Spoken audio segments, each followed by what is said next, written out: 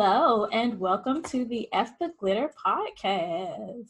The Thanks for podcast. having me. I'm so glad you're here. This is a podcast that is centered around highlighting women of color in the world of graphic design, brand design, and marketing strategy. I am your host, Ashley of A. Louise Creative, and today I have the honor of having Miss Savvy Henderson as a guest with us. Savvy is the owner of Savvy Relations, located in Los Angeles, California, and New York. So she travels like both sides, and she goes all the way to the other side. She don't stop in the middle and like, yeah, I'm gonna chill out in Kansas. Like, no, she goes from over here to over there to over here to over there. So Savvy, tell us a little bit. Well, not tell us a little bit. Tell us a lot of bit about you and how awesome you are. Well, first of all, thank you for having me. I'm so glad to be here. Something about me, I'm a native Texan from Dallas, lived in Houston, lived all over the place. Yep, from the South, if you can't hear the twang, like Whitney Gilbert. But no. So yeah, I've been doing marketing for over 15 years, and I started my business when I graduated college. But I still had a normal job, so I took projects, but I wasn't ready, or at least I didn't think I was ready to go full term. You know what I'm saying? Mm-hmm. So right now, yeah, something really had to happen in my life in order for me to make the shift. Mm-hmm. And, even though it was unfortunate, it taught me a lot that, life is short. I lost my mom and my stepmom within 5 months of each other back in 2015. And when once my biological mom passed first, and I was like, geez, I already was feeling like life is short, right? At that moment, I started to do a few things that just were living. I just wanted to live. But after my stepmom passed, I was like, okay, nope, yeah, I gotta make some changes. And so I did. Yeah. So I'm here now, and I mentioned before, I'm bi-coastal.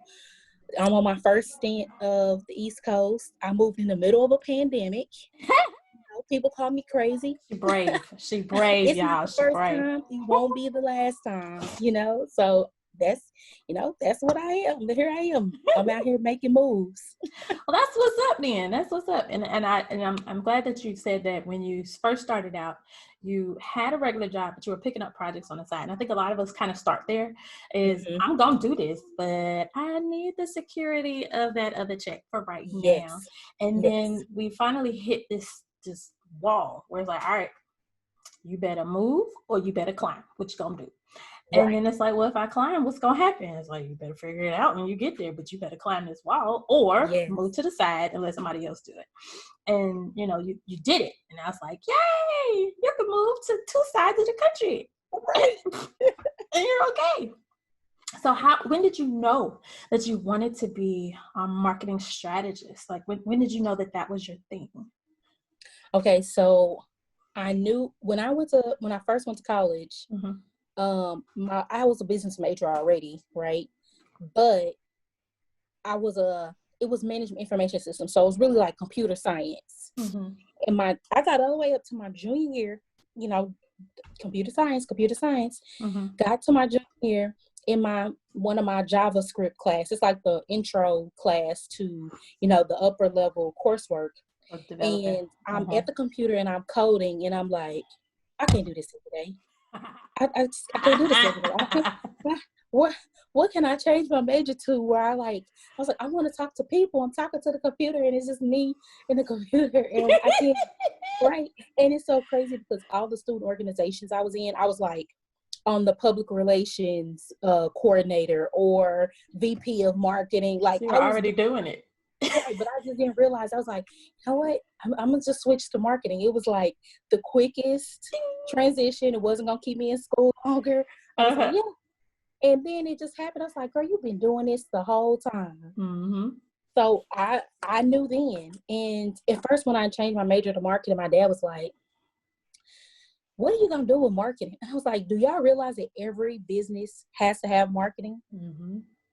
nothing can operate without it. Mm-hmm. So, yeah, I've been doing it since then. Wow. Yeah, So that was I a know long that time this ago. is full time for you, but how Mm-hmm. long have you been full time on your own? Okay, so I've been on my own full time for the last 5 years. Wow. Yeah, it took. So my first business registration with the state, it was with Texas, Mm-hmm. was back in 2005. Wow. Yes, and it took 10 years before I could leave and be on my own. Mm-hmm. But you know what? I'm grateful for it because I learned a lot and I worked in a bunch of different industries. Mm-hmm. So I know every facet of marketing Mm-hmm. because of those 10 years. Yeah. Yeah. Yeah.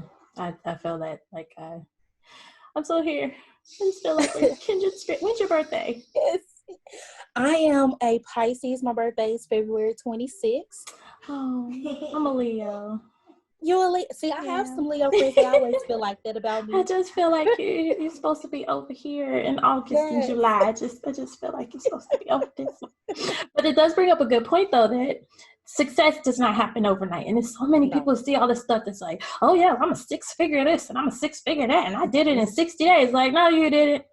No. That overnight success took 7 years to get to that point. Like, there is no way that you are 6-7 figures in 60 days. Like, if you do that, you are an anomaly. But you better not teach nobody that's like everybody can do it, because you can't. Like, everybody, you know some kind of secret that you learned in the past 7, 8, 10 years to get you to that place. So Exactly. So, what are your favorite types of projects or your favorite clients that you like to work with? Like, which ones get you excited? Like, oh, we got to do this. Yes.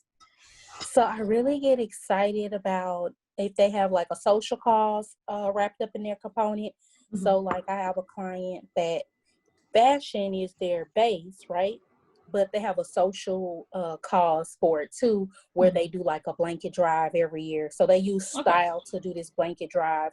And so I really enjoy working with companies that they want to do some type of social good along with whatever they're doing. And not just in it to make a dollar. How can I impact somebody's life? So I like impactful companies. Okay, cool. So, so with that, what was the one project that you were like, we nailed that? Like, that's it right there. Yes. I'll tell you, I recently just started a project. So I started the launch part of it, right? Mm-hmm. I built out a brand in 72 hours, just the launching of it. Yes, 72 hours. You must have been hyped. Listen, I was hyped. I was sleepless. I was deprived. But I made it work and I got it up and running, and it was making money as soon as I released it. Oh, we need to holler. We need to talk. Yes, and it was for teenpreneurs. So I was excited. And I was talking to them yesterday about the strategy of going forward and building the company out even further. And when I was talking to them, I was like thinking about the trajectory of her career. I was like, people were so excited because she's 11. She started her own company. Her mom gifted her a company for her birthday. Still.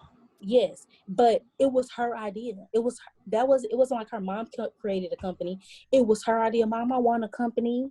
When she was 9, she's been saying that she was 9, and her mom was like, okay, let me finally do this. Mm-hmm. I was excited because I'm like, she has the drive to build something now, and she also has a social component.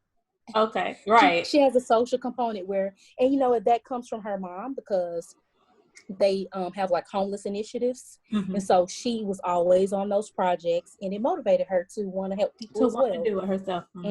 So I'm like really excited about this because I know I can see where she's going, and I'm like building out this strategy so that she can get there. Oh my gosh, I'm hyped now. I'm like, yes! I'm excited.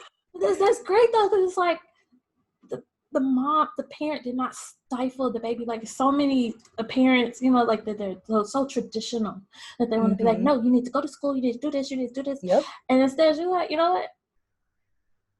Show me you can do it. You can do it. I'm gonna help you get there, and you do it. And wow. Just And she tells her, this is your company. You're gonna have to do the work. But the good thing is a lot of it is automated except for just her initiatives. So her initiative should take more time, and she's gonna We talked about it yesterday. She's gonna spend time creating content. You know what I'm saying? So it's gonna be really great. I can really see how it's gonna take off. Cool. That's awesome. Well, dang, that kind of just wiped out the rest of my question. I'm ready to go. Let's talk about her. No, let's not do that. So, so how would you describe your style? Like I know you're a marketing strategist who can design. So like when it comes to putting the campaigns together, like how would you describe like your little touch, your flavor that you put on it? Okay. So my flavor on things is, first, I look at things, a lot of things that I work on is digital, right? A digital marketing. That's like, I used to do full stack where I was trying to do everything, and it took, years for me to niche down, but I finally niched down to just digital marketing. And I will do some brand development and stuff like that, for specific projects, right? Right. But so my style is to go back and see if they really have identified their audience, because I can't really build a strategy or a design if I don't really know who they're trying to target, right? And a lot of times, sadly enough, they don't really know. They're always saying, oh, everybody, it's for everybody. If you're for everybody, you're for nobody. Right. Say it again. Say it again for the people in the back. You are for everybody, you're for nobody. You have to know exactly who you're targeting. So what I've been working on now is, even with, whether it's a strategy session or if it's a design, I like for them to know their story, like, because that's going to be a part of this strategy. You need to know your story, because that'll help you identify who you're really trying to target. Yep. So that's where I am, right? My style is, let's get your brain story. So storytelling, that's my strategy. Okay. That's my style. I use a storytelling style. Okay, cool. Yeah. So how do you feel about the representation of women of color in our industry and brand strategy and marketing strategy? Like, how do you feel about the lack of, or the representation, the fact that there are or there aren't? Like, what are your thoughts on that? You know what? I feel like I see a lot of women of color in the industry, but you know what it is? It's because I'm putting myself in those places. But we're in a normal mainstream space, we are not. You know what I'm saying? We are not recognized for all the magic that we bring to every single table. We really aren't.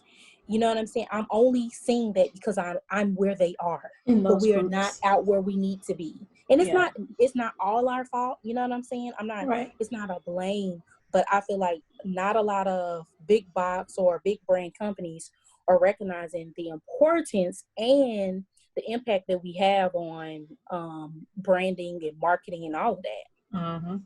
I totally agree. I was actually, one of my other guests that I was talking about, she brought up Adobe Max, and how there's actually there's actually a conference in New York. It's called Where Are All the Black People?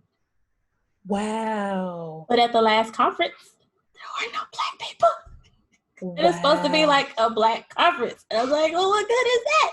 And they were like, it's ironic to like they had the conference, and actually one of the people who were there posted, they were like, so the conference called Where Are All the Black People? And it's supposed to be where we are, and ain't nobody here. They all, oh my goodness, everything else. And I was like, what?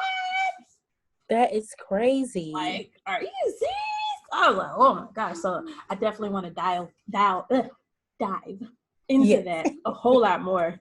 Just off GP, like that might be, I don't know if it's gonna be a solo episode. I might have a group conference thing. I'm like, oh, we gotta talk about this. Like, this is not okay. It's not okay. 1 second. I'm sorry. It's okay. Okay, so we're gonna come back. So we're gonna have a conference call episode, something about this, because if the conference is called Where Are All the Black People, so that we have the Black people and ain't no Black people, well, that's a problem. Like that. That's problematic. That's an issue. Like, that's a real issue. That's not effective at all. No. Like, well, yeah, that's a good question. Where are the Black people? Right. Did you find them? Oh my Lord. So what would you say was the most important step that you took when you started out? Okay, so the most important step that I took when I started out is I leveraged my network. right? So I took all those contacts, you know, whether they were personal or professional, and I let them know, hey, I'm out here. I'm out here. Who ready to work? You know what I'm saying? I'm available. This is what I can do. If you know me and worked with me in any situation, you know that I can get it done. And what's up? What's up? And I booked my first 3 clients. As far as like, this is when I went out solo. I mean, when I finally left, you know, corporate America. I booked 3 clients right away from just me leveraging my network. That's what's up. So what caused you to step out? Like, what was your wall that made you be like, all right, you're gonna have to climb? What's up? So I climbed. What made me climb is after my stepmom passed. It was following my biological mom's death. It was short space in between, 5 months between each other. They both passed away. But after my stepmom passed, I was like, okay, you know what? Yep, life is short. I'm gonna have to go on and do this thing because I can't continue at this pace and achieve everything that I set out to achieve. But also, you know what? When I first started my last job, I said that was my last job. Okay. Now, I worked there for 3 years before I left. I did. I met some great contacts, though. So even some of the people that I met there were some of my first clients. And some of them have circled back and worked with me, you know? So, yeah. Okay. So there was a life-changing moment. A life-changing. That was like, we got to do something else. Yes. Gotcha. Life is too short. So you said you moved during the pandemic. So since we've been on punishment, how has business been? Listen, let me tell you, first of all, I came to New York in February, right? And work was slow. It was slow. It was winter. It was slow. Like I was working with like 1 retainer client and a few like very small projects, like to the point where I could just be like, what am I gonna do?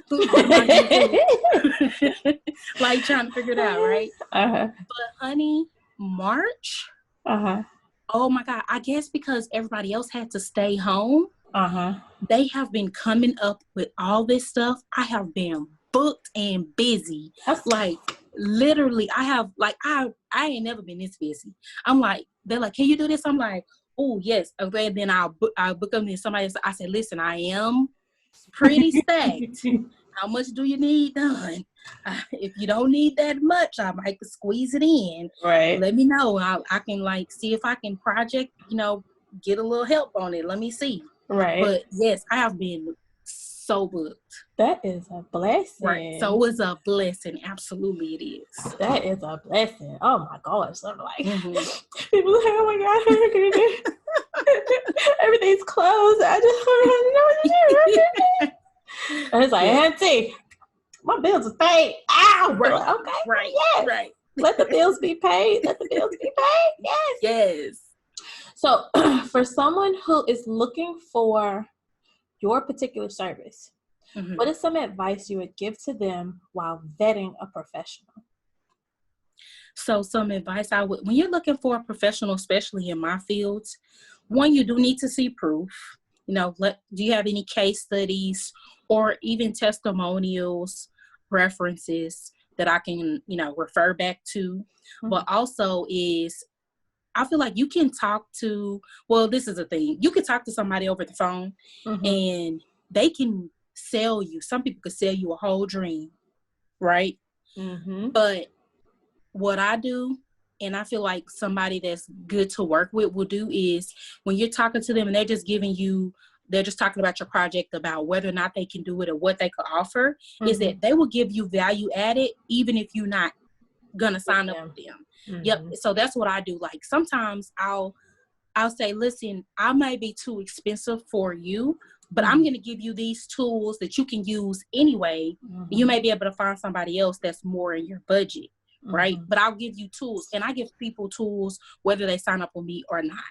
Like every consult that I do, they don't always work with me, but I always give them, hey, these are some things that you can do that could work for what you're doing. Yes. So I feel like they'll always give you, if you're looking for a professional in marketing, they're going to give you value added whether or not you sign up with them or not. So So look out those are for some things that. to look for. Yep. Social proof and value added, whether or not it's not based on whether or not they're going to make money off of you. Yeah, I saw something somewhere and it resonated with me. Is true professionals, true like experts, not even experts, but people who are good at what they do.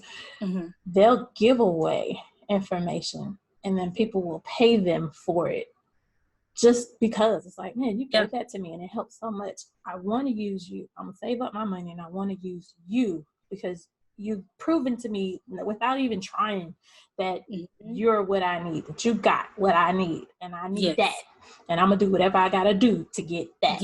I need you right now. Like, yes. So we have come to the fun part of the interview, the random questions. I like this part because like we've never met before this, and so I like to kind of get to know people. Like even with my clients, I like to get to know you. My thing is I'm your business bestie for hire. Like, gotcha. Once you with me, you with me. Like, right. Yep. Your success is my success, so I need you to win. Absolutely. So even after the project over, I'm gonna be like, hey, did you ever do this? And they be like, huh? And I'll be like, yeah. It's 6 months later, and I ain't seen no change. Like, did you do it yet? And they be like, oh, well, no, I didn't. Exactly. Well, we need to get on this. And they be like, what you mean we? I said, we need to get on this because I need you to win. Like, I need you to win. And like, oh, okay.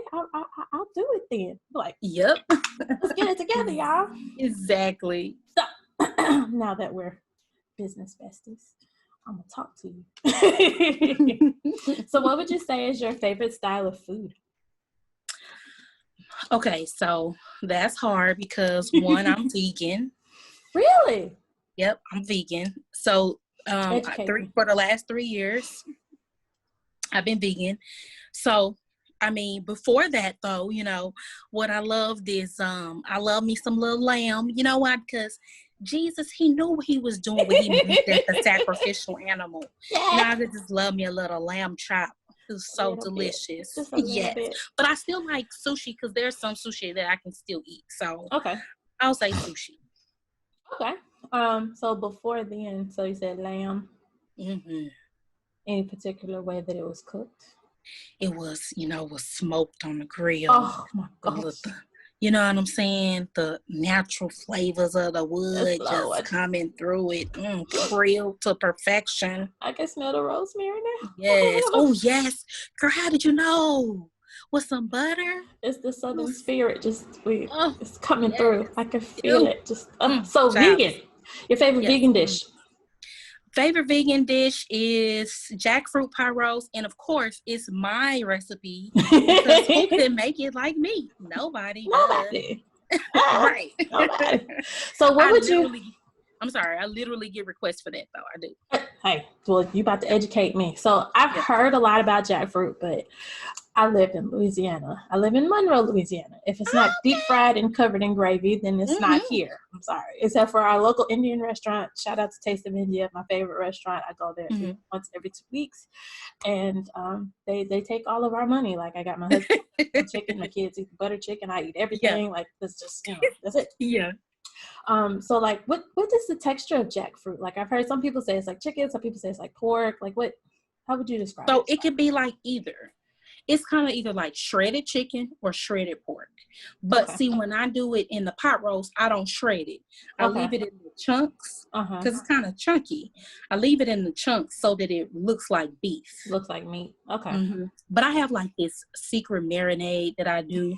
So it tastes like meat. You know what I'm saying? Well, you may have to freeze some. You're like, that looks, it tastes like beef. Yeah. So you may have to freeze some and send it on down. Yeah. You know, I'll ship you some, girl. We'll do an unboxing.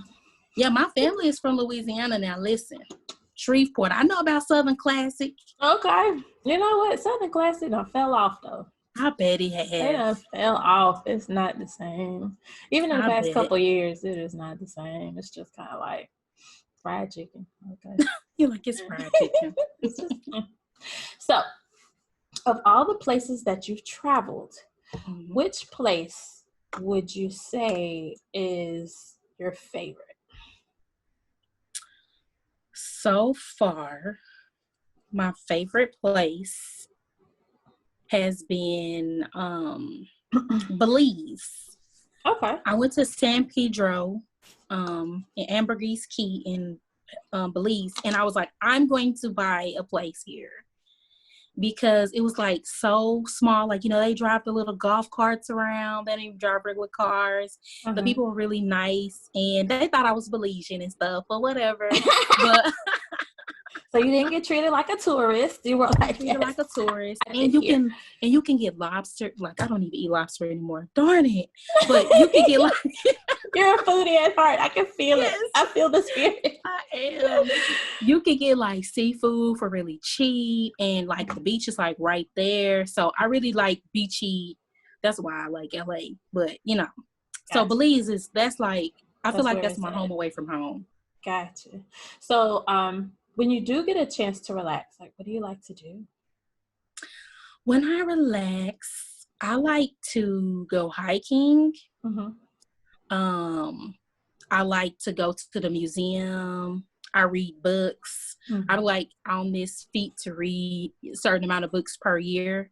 So like I'm always reading. And then when I read books, I'm always looking at business books. It's hard for me not to do something else. Yes. Right. Yeah. I'll be like trying, like I can't just read this like a regular novel. I'll be like, but what I'm gonna learn? I need to learn something. So yeah, I like to do those things. Read, go to the museum, hiking. I like outdoor activities.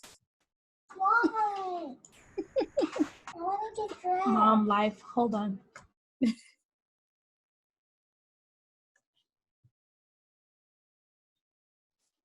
I don't understand. Like, I really don't understand. Anyway.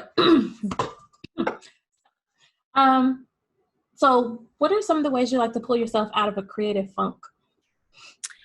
When I'm in a creative funk, I like to go on a walk, right? Okay. So because anything out can inspire me.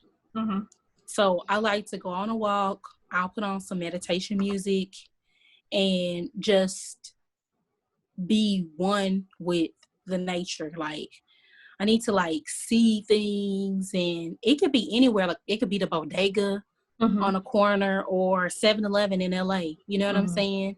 So I just have to get out when I'm in a creative funk and I can't think fast. I need to get out and get some fresh air. Okay. So do you drink? Yes, girl. You partake? Okay. I partake in the spirits.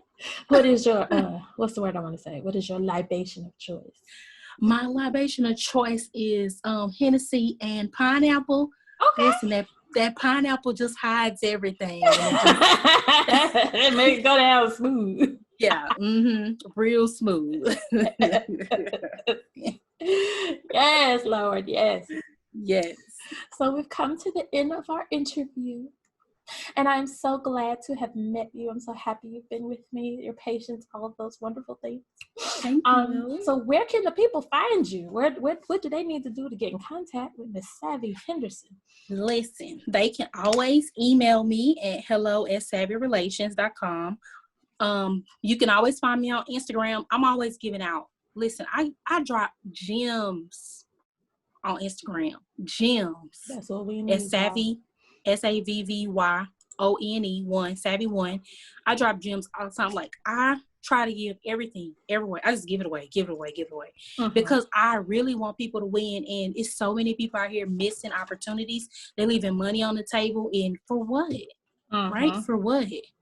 How can you build this generational wealth if you're leaving money on the table? You can't. So that's the best place, Instagram, or email me. Or you can go to my accelerator program website at savvybusinessaccelerator.com. Gotcha. Savvybusinessaccelerator.com. It is spelled the way it sounds. There's no funky spellings going on. Y'all need to get on that and get with it. Yes. Once again, I want to say thank you for joining me. Thank you for having me. I know, girl. Please stay in touch. Oh, I will. Listen. Oh, I will. It gets lonely. We solopreneurs. What are we gonna do? What are we gonna do? We gotta connect. We got to.